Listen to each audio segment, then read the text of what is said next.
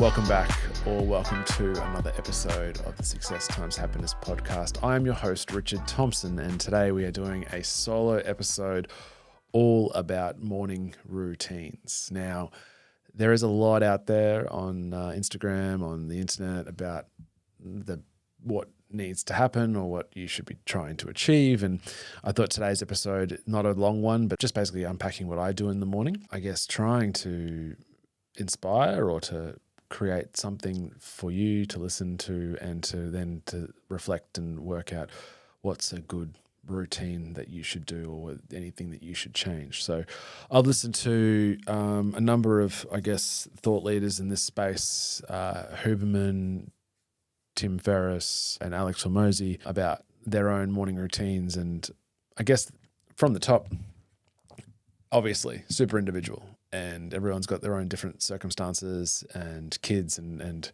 or other obligations. And it's interesting when I speak to guests on the podcast, I always ask them about their morning routine, and it's obviously also very different. Hormozi, for an example, he doesn't do the whole morning routine thing. He thinks that you should just be churning out the work, get straight into it. But for me, I like the idea of, particularly when with the kids are around, it's time that I can't just dive into work or dive into training with them around. So it's like a great opportunity to tick things off in my morning. It's not a prerequisite for a good day. Obviously, some of the things sometimes don't get done, and that doesn't set me off and think, well, today is not going to be a great day because of that. It's just, I guess, a little blueprint to keep me on track in the morning to go, yep, we've got to tick all that off. And a lot of it is for self-care, right? So I'm in a good place for the rest of the day once it starts. So in the same sense as like Steve Jobs wearing the same t-shirt or skivvy every single day, it's like becomes this automative process that your body gets used to, the habits that are formed. And so you're like, okay, do that.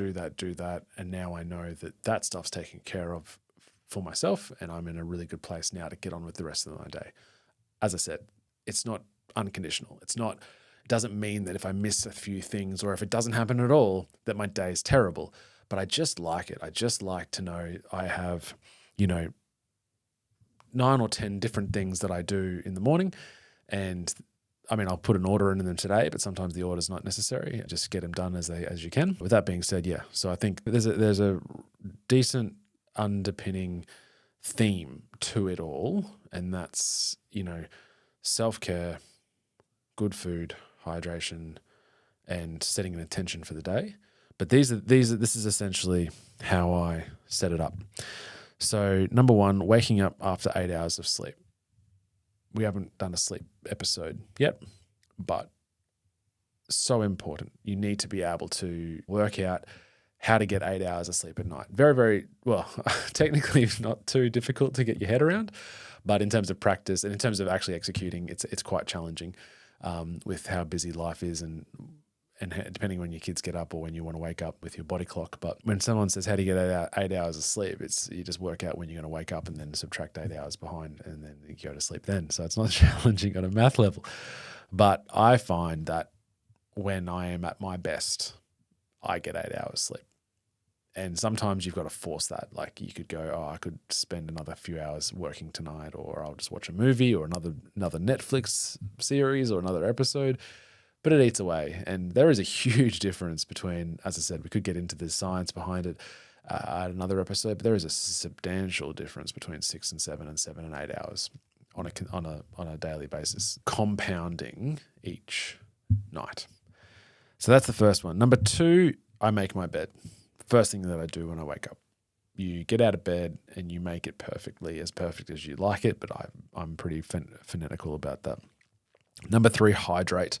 So I'll go to the kitchen. I will have probably 500 mils of straight water, filtered, and then I'll have 500 mils of filtered water with Vital Greens, which is just like a powdered form of multi vitamins and probiotics and all the good stuff there. So it's a liter of hydration straight out of bed, which I don't really enjoy. I'd rather not drink a litre of water. And the filtered water that comes out of my tap is probably a bit too cold for my liking. But to get it in and to know that, that's a good amount of hydration is good for me. Then I'll sort the boys' breakfast out. I feel like I'm a chef at a restaurant with them in terms of I ask them what they would like for breakfast, which is probably my first mistake. I should just tell them what's happening for breakfast.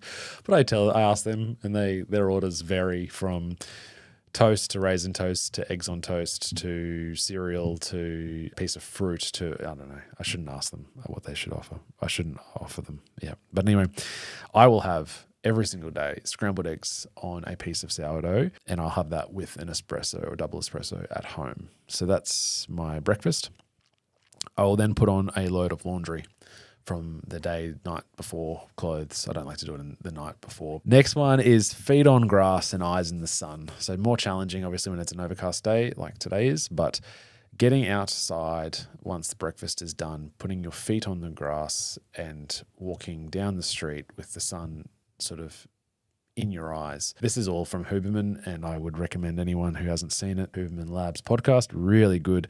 And there's a lot of stuff from him, that peer-reviewed stuff that's like feet on the grass and eyes in the sun, really key from one of the first things you do in the morning. Obviously movement as well then. So walking, we walk down the street with the dog, barefoot, on the grass, sun, all that's really nice. The next is breath work. Now, we had Rich Burrows on early on in the podcast episodes talking about breathing. We didn't actually go into the science or the methodology behind it, but I just do a simple 6-minute routine of box breathing, which is sort of 3 seconds inhale, 3 seconds hold, 3 seconds exhale, 3 seconds nothing, and do that for 6 minutes whilst it's sort of like a form of meditation, I guess, but it's just controlling that breath. I feel like that slows it all down and provides more clarity with that time. The next one is, once I've done the breath work, is to actually write down in my diary what my intention is for the day.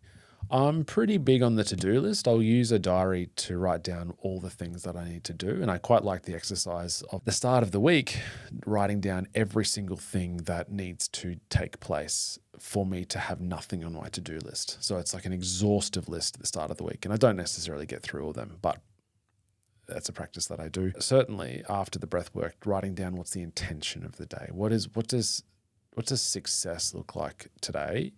In terms of what do I want to achieve? And so that's really important. It's not a to-do list, but it's just more of an intention. And then finally, I will jump in and have a cold shower. I don't have the ability just yet to have a plunge pool or to have an ice bath, but 15-degree water shower for 5 minutes is great. So that's my morning routine. As I said, I don't always stick to every single one of them if things sort of come up awry, or I just don't get the opportunity to hit them. But that's okay. But that's certainly the way that I would like every morning to go. And I feel like it hits all the different elements that is required to set yourself up and to put yourself first. And as I said in the previous podcast about self-care, like if you start your morning prioritizing yourself and giving energy to you, then I think you're in a much better place going forward in the day to value and to prioritize yourself, which means that you can show up from a place of kindness and a place of service to others in a much more present way than if you just give all your energy and all your time to others from the moment you wake up. So that's about it. A very short episode about morning routines. I would really love if you could send me a message, write a comment about your morning routines, or something maybe that not many people know, or maybe people would get inspired by what you do on a morning routine level.